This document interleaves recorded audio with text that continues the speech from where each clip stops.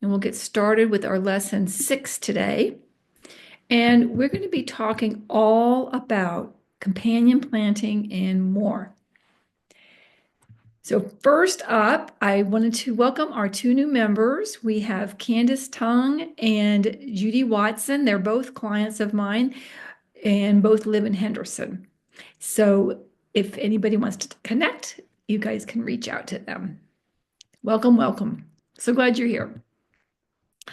All righty, what is companion planting? So basically, it is when we plant 2 plants or 3 plants and 4 plants together that like each other. Sometimes we can plant plants next to each other and they actually compete for nutrients. And so that would make them actually it's a lose-lose in that way because it's both of the plants are not getting enough nutrition. But if we plant things that like each other, they can actually feed each other, they can feed off each other, and some of them are actually protect each other from pests. So we're going to get into what that looks like for everybody.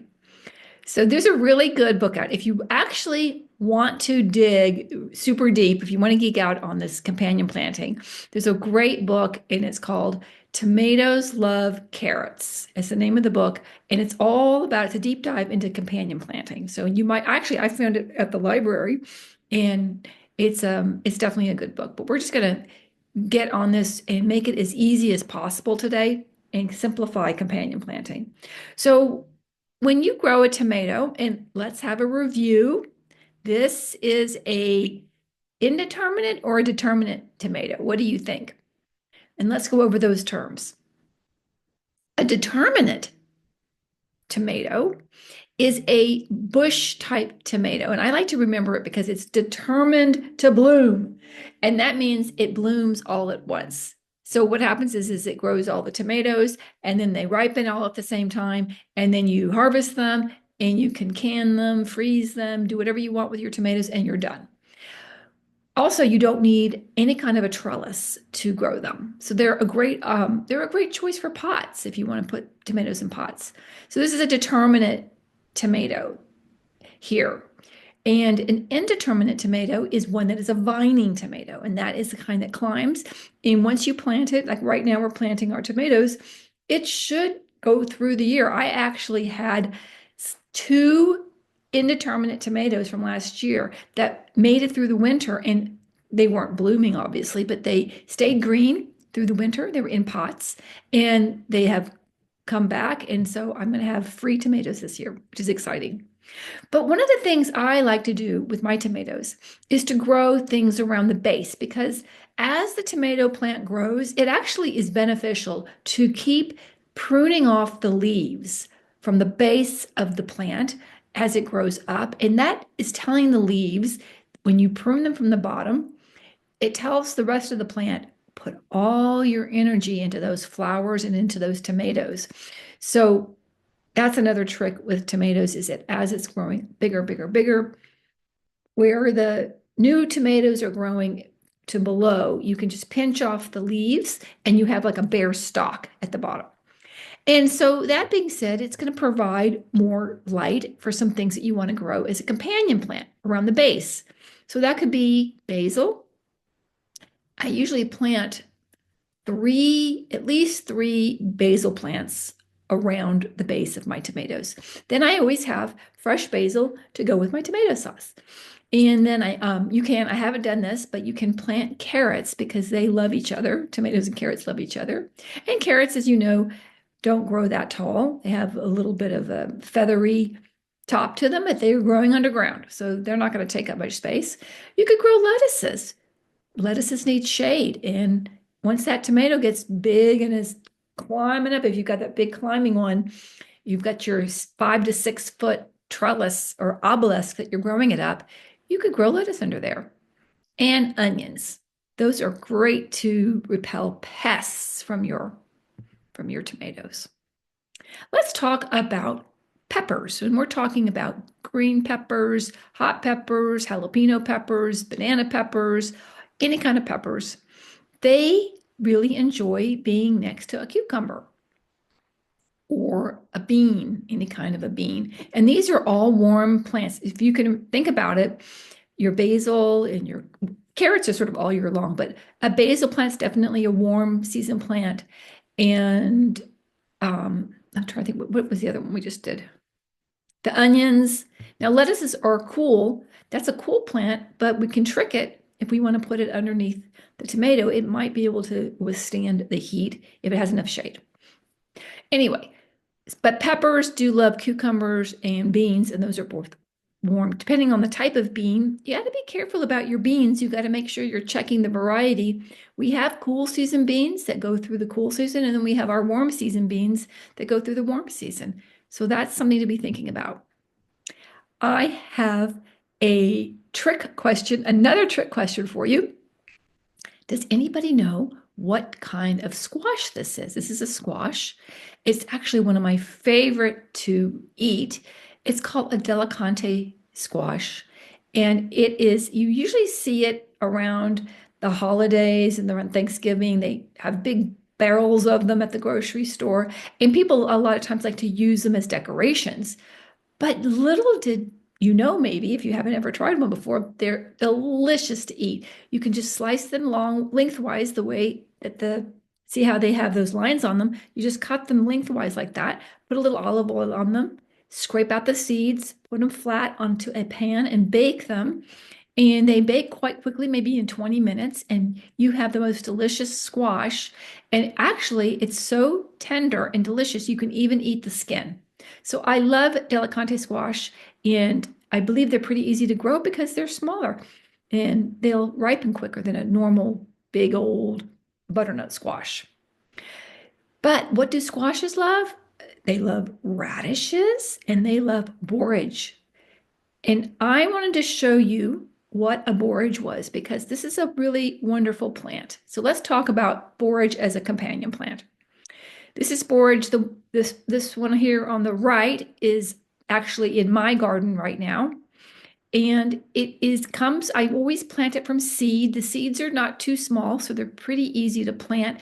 They have a very good germination rate, which means once you plant them, they will come up pretty quickly and they usually do germinate. In other words, they usually become a plant for you. And when they finally bloom, they make these beautiful electric blue flowers that taste a bit like cucumbers.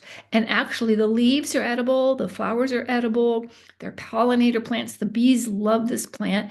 It's also a really good plant to put next to your tomatoes. It supposedly keeps some of the pests away. And so I just think it's a great plant to have. And it does get large, I want to warn you.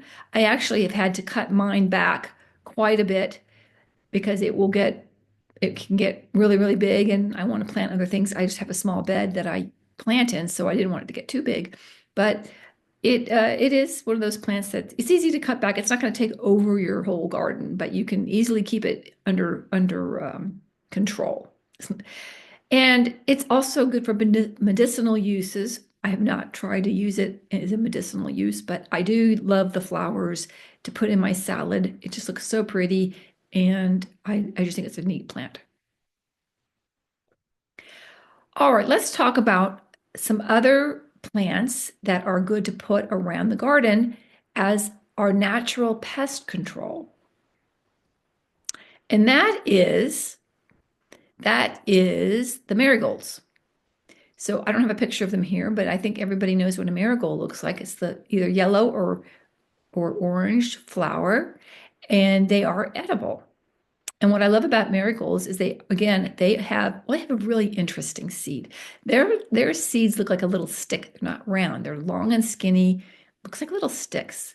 And once a marigold is done blooming and it dries and it becomes seeds, it's like the inside, you know how a marigold has all the little flower petals on the outside, and then underneath is a bulbous area. That bulbous area contains all the seeds. And once they dry, you can just sprinkle them around and they'll come right back. And they're very good for repelling those aphids, which we're going to show you pictures of. I'm going to show you pictures of in a little bit. And some white flies, which we don't get too much here, but we definitely get aphids. So we want to be planting, when I plant someone's garden, in town, everybody knows that I go crazy with the marigolds. I plant them all over the place because they are such a good trap crop. Nasturtium, this is the picture on the far top right. These are nasturtium flowers. They too are wonderful trap plants, and they really are good to put in next to our vegetables and really our squash. We do have some problems with the squash bugs, which tend to eat our squash and it makes a mess of them. But there's two tricks about growing squash that we're going to talk about today. So we know squash is a summer plant. We plant it in the summer. We have two types. We have a summer squash and a winter squash. We plant them both in as a warm plant.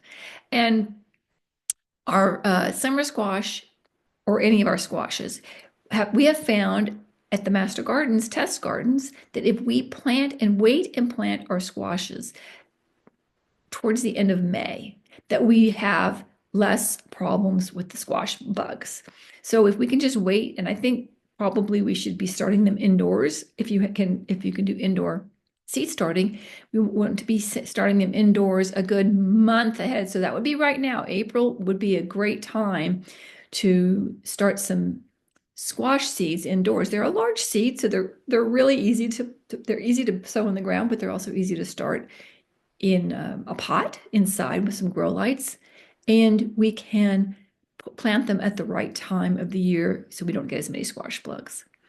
Sunflowers are so fun. I think when we think of sunflowers, we always think of the big, tall sunflowers like you see in the fields of sunflowers. But really, we have a lot of variety of sunflowers that you can choose from. There's a lot of smaller varieties. There's actually a lot of varieties of colors. There's orange, there's Mexican sunflower that are orange with a little bit of black on them, and they don't actually get the seeds. But you can see the different varieties. And so depending on how much room you have, I do like to do the tall ones because I think they're fun to have because they do create those sunflower seeds, and I like to feed the birds with them. And I save the stalks and use them as trellises. I dry them and you can use them as trellises down the line. And they're also a pollinator plant. Our zinnias, this is the zinnia flowers are the ones on the bottom right here. They are so amazing because a packet of zinnias, if you get a packet of zinnia seeds, it's amazing that you just sprinkle them around and all these colors come up in one packet. It's just so colorful. You even get light pink and beige and two-tone ones. They're just so pretty. I love zinnias. They they really do a good job of attracting the bees, attracting the butterflies. And I just think they make such pretty cut flowers too. If you want to cut them and bring them inside, they're really a beautiful thing to have around. And then of course, alyssum, which I don't have a picture of here, but it's one of those plants that I'm always putting them in everybody's garden. I usually put them on the four corners because they love to drape over the edge, and they do attract a lot of pollinators. So those are the easiest ones. I think these five are the easiest ones for the warm flowers, but of course there's many more. But I'm just trying to give you guys the easy ones. So if you have shade, this is I don't know, I think it looks like a parsley or a cilantro. I put a little milk mustache on him. It doesn't look really very good. Anyway, it's like got milk, got shade. Yes, if you have shade, we can still grow some of our more delicate herbs in the shade all summer. Now, parsley is a biannual plant. That means it will come back after 2 years. So if it dies back in the winter, it should come back the second year. Then after that, it might struggle a little bit. Our cilantro, super sensitive to heat. If you put cilantro in and once it starts getting warm, you're going to see something happen to your cilantro, which means it's going to have a bolt. That means it bolts a stem straight up out of the plant, and then all the leaves become bitter. So once your plant bolts, it's pretty much done. It's telling the plant, I don't like this heat. I'm not gonna grow anymore. So That's why if we trick it and we put it in the shade, it will last a lot longer. And I've even been able to grow lettuces like right now. All my lettuces, here we are, April, I'm already into April, already end of March. The lettuces I have growing are still doing beautifully. Our mint is a little bit finicky, even though it will take over your garden, but it will like some dappled shade. So if you have shade, you can put the mint in there. Also, people do really, really recommend that you keep your mint out of your raised bed and you put it in a pot. I somewhat agree with that. I actually have some apple mint right now in my raised bed, and it's a bit taking it over. But if you're using up your mint, which I do, I love to make tea. I like to bring every time I go somewhere, if I'm teaching a workshop or visiting a friend, or I'm always bringing a thermos of hot apple mint tea because it's something novel and it's delicious, and I like to use up my mint that way. So beware if your mint is in your raised bed that you either keep it really tame or you just go ahead and transplant it out and do it in its own pot. And lavender. Lavender is a funny, interesting plant here in the desert. There's many varieties that do very well here. Most of them can handle our terrible soil and our terrible heat. But just as much, I've seen it thrive in a shady part of a garden. So even though lavender can be tricky to grow, I have seen great results with it. And I love having lavender. Again, detracts pests, smells wonderful, and it's just a neat plant to have around. If you want to dry it, and then you can have lavender in your for your bath or your tea or cooking, whatever you like. So these are our shade plants. You could put spinach in this group as well, and kale. I know you guys are going to ask me this. What are we going to plant right now?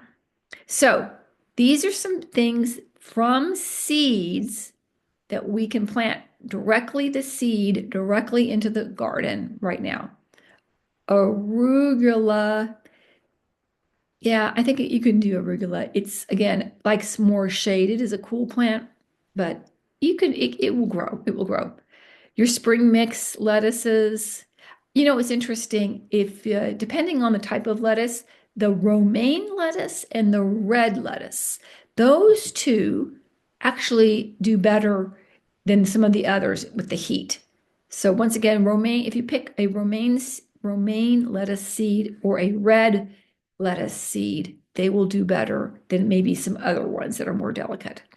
Cucumber is super easy to plant from a seed. Cucumber seed's big, and they just throw them in the ground and they're just going to sprout up pretty quickly.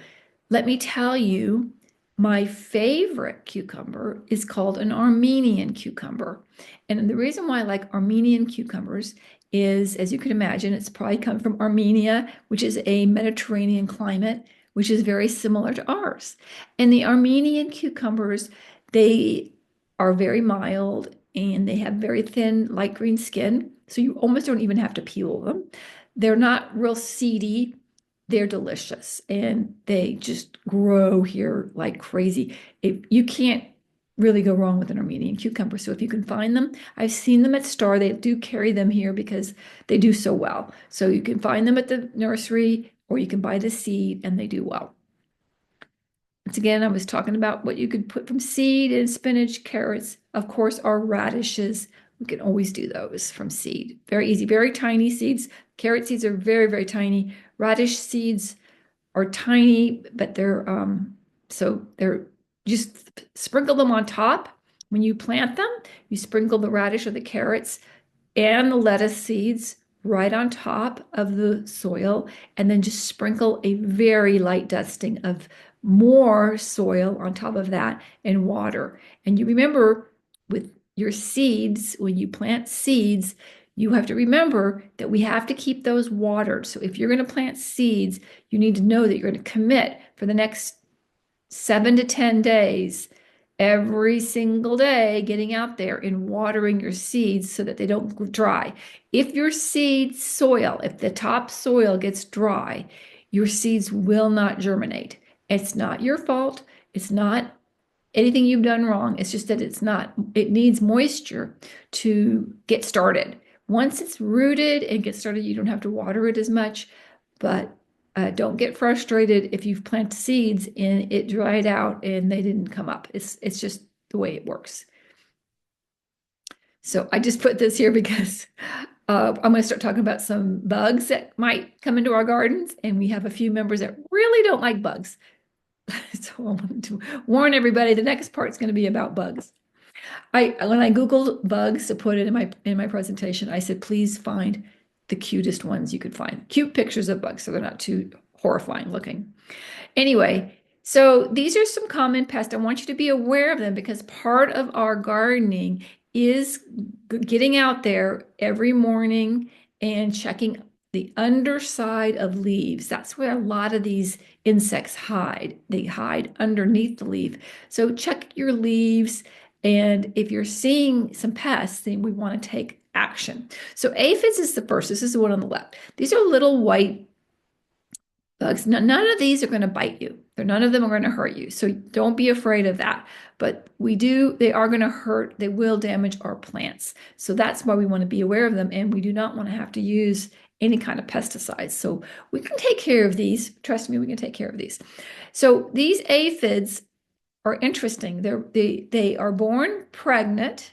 So they multiply rapidly. Now, what the secret of this is, I always keep a small paintbrush, like you would paint the trim of a baseboard, maybe like a 1 to 2 inch, really just a 1 inch paintbrush that you would get at the paint store. And if you see these, they're very delicate aphids, you just brush them with the paintbrush and they're sort of going to fall off or they're going to fly off. And you're going to think, well, that didn't do anything. But the funny thing is, once they detach from the leaf, they're not going to get back on. They are going to die.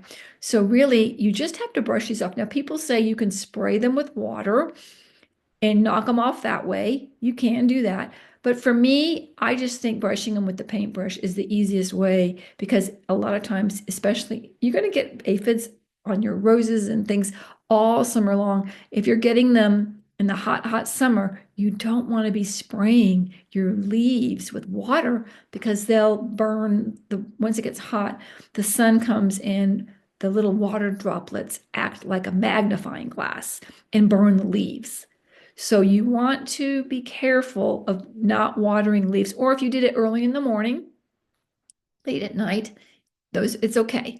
But trust me, I think the easiest way is to take a paintbrush, and you have to be diligent because it seems to me, I did this last year with my roses, especially had quite a bit of aphids all over the flower buds. And I got out there diligently with my paintbrush. And after about a week of it just kept like they kept coming back, coming back, coming back. After about a week, I found that they didn't come back anymore. So it's like they get the hint. So that's the way to deal with aphids. Now, the next one is our tomato hornworm. And he looks a little bit devilish, and he is, but he won't hurt you.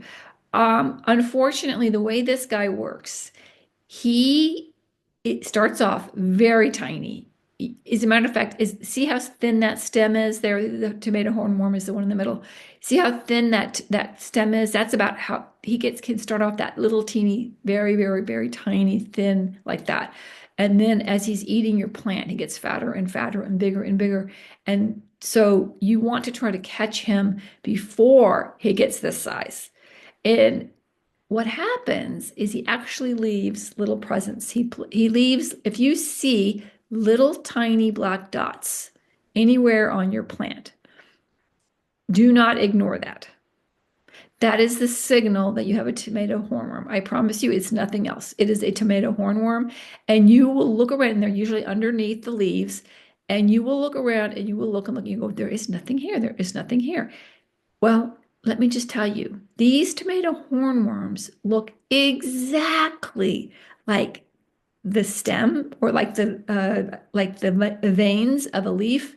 They are amazingly, they just look exactly like that. So they're really hard to spot. So a really good trick is to go out at night with a black light, and they just light up. If you've ever tried to find scorpions at night, you know that they have a fluorescence to whatever that is, effervescence to, or a fluorescence to them. They light up.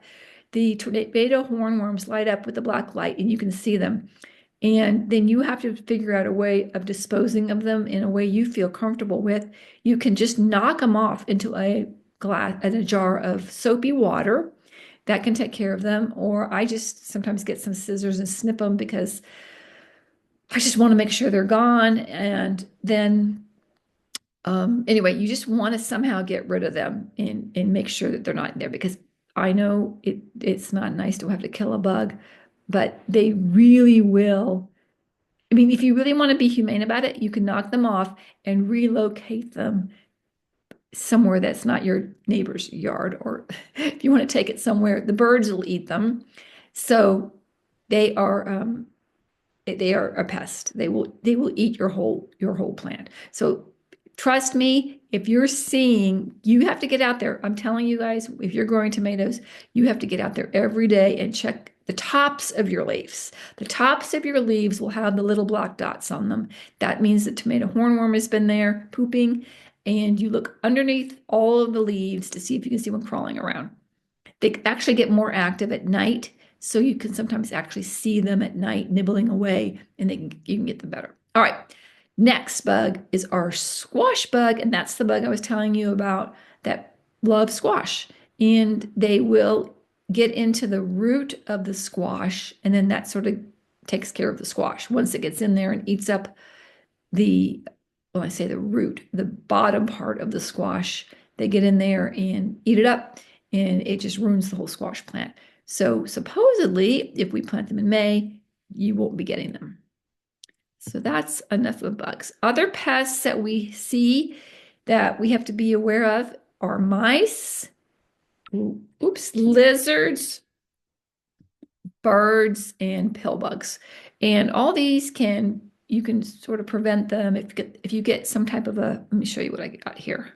These are little metal cloches, and you put them over your plants, and they do prevent them from getting eaten. Now, the pill bugs are going to be in the ground, and that's another thing we can use if you have any kind of a small worm. I did have a lot of green little worms eating lettuces earlier last fall, and I was having to put something called diatomaceous earth. It looks like cornstarch, basically. It's very easy. You just buy a bag of it. I get like a little sieve and I just sprinkle it around. And you have to keep applying it a lot, because once your yard is watered, it's not effective. So you have to keep applying it over and over, but it will keep the pill bugs away, and some of the little green worms that I found ate my lettuce. But otherwise, if you're getting mice or lizards or birds, then you can put this little cage, and it can keep the plants from getting eaten. I actually have these. If you need some, let me know, because I've ordered a bunch, and that way you don't have to order them. You can just get them from me. Okay. Last week, one of the things we talked about is growing something in your garden that you've never grown before, or you've never even eaten before.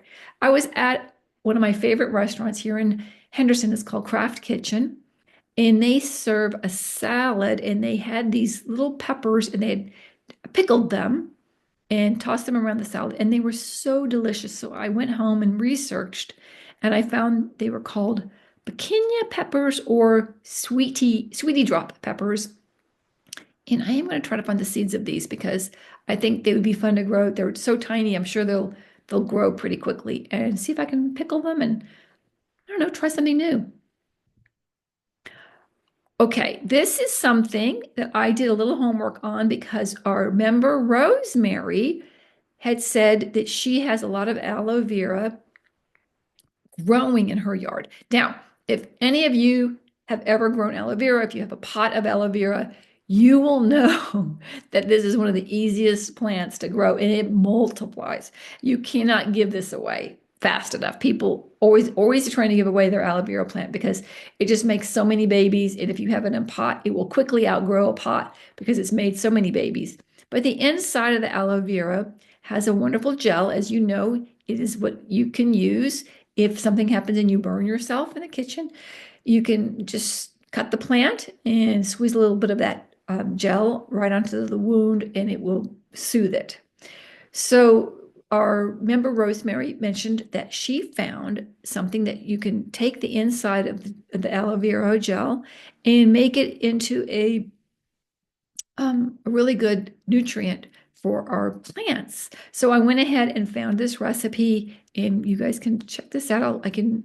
I'll put it in with the handouts when I send them to you. And it's actually pretty easy because you just use some non-chlorinated water in the aloe vera, and you can put it in your blender or just mix it up. And then you can use it to soak your seeds with before planting. You can spray it on your leaves for, it says pest resistance. So I don't know, that could be good. Also, I love this idea because I do like to start seeds indoors. And it said you can water your seedlings with with this and it's just water and aloe vera gel. So that sounds like a fun thing. So thank you, Rosemary, for suggesting that we try using up our aloe vera. All right, there's questions here. I should have taken better notes to see if anybody had extra questions last week. We did have a lot of questions about fertilizing plants and what kind of fertilizer to use. One of the things, if you go back to lesson 5, I think this is lesson 6. Yeah, lesson 5, I did go over in a lot of detail about fertilizing and what to look for, but I will just repeat it now. Fertilizing your plants naturally is highly recommended, and it's so easy if you just use compost. Or you just use, and you also mix it with some worm castings.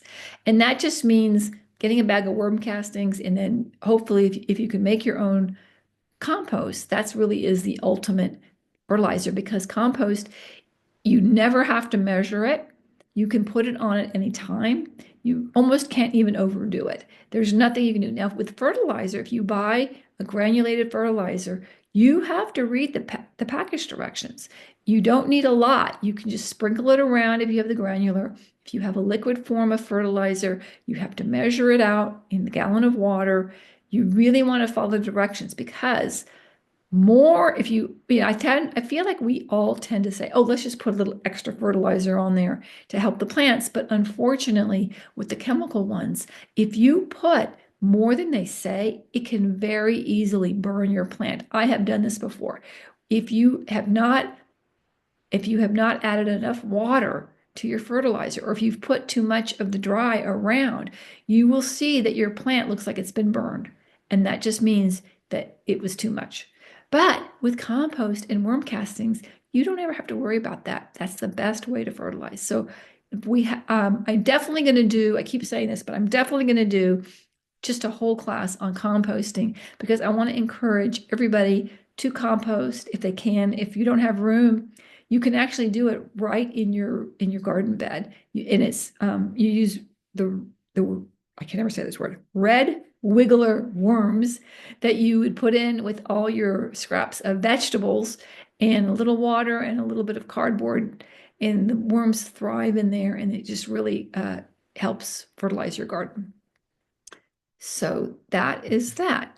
So I just wanted to go over one more time. I wanted to make it clear, what is the difference between a seedling and a seed? So when I talk about planting a seedling, it almost sounds like I'm telling you to plant a seed. But a seedling is just the word for a small plant in a container. So if you go to the nursery, when you see those little plants that you bring home in the black plastic pots, that is actually called a seedling. And then, so what I wanted to tell you is at certain times of the year and certain plants are better to start with a seedling, because it's going to be faster for them to grow and get to fruition before it gets too hot. So for instance, tomatoes right now, let's just say, well, we're going to say it's April 1, for beginning of April, May, June, July.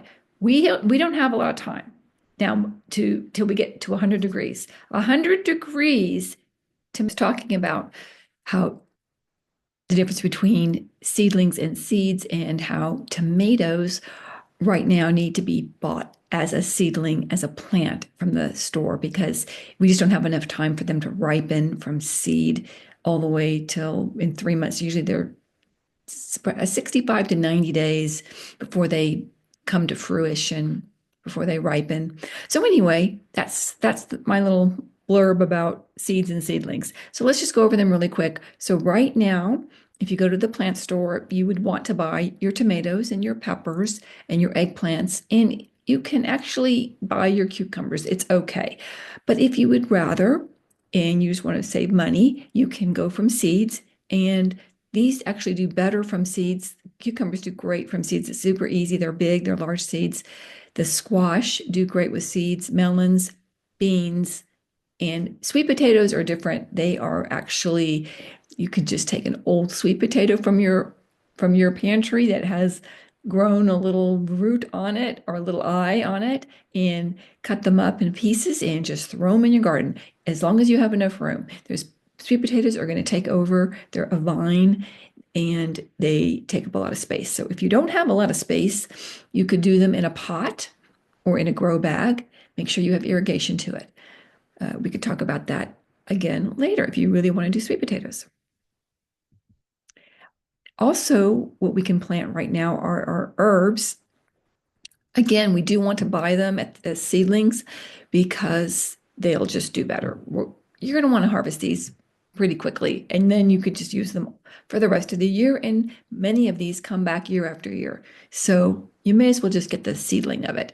And that includes your basil, and your cilantro, which again, the cilantro, we want to make sure if you're going to be buying that, you're going to be planting that in the shade because it is not going to last much longer. So unless you just really want cilantro, I would sort of wait till the fall and then it will last quite a while. But your parsley's great. Oregano, that'll come back again and again. So will your thyme. Of course, we all know rosemary does so well here in the desert. And once you plant it, that's it. You're one and done. Sage is similar. And of course, your mint always does well. And I even recommend going ahead and putting them in containers if you have one so that it doesn't get all over in your raised bed. But I do mine in my raised bed because I use it all the time. So I keep it under control. And lemongrass. Lemongrass is something that's easy to grow. That's right. Lemongrass is easy to grow and it gets very large. So I keep mine in a pot. You can actually even put it in the ground. It's very easy to grow. And again, flowers that you want to put in your raised bed do super easy with seeds because the sunflower seed's super big and it grows quickly. The zinnias, marigolds, your cosmos, blanket flower, verbena, all these black-eyed Susans and coneflower, just sprinkle seeds around and they'll come up.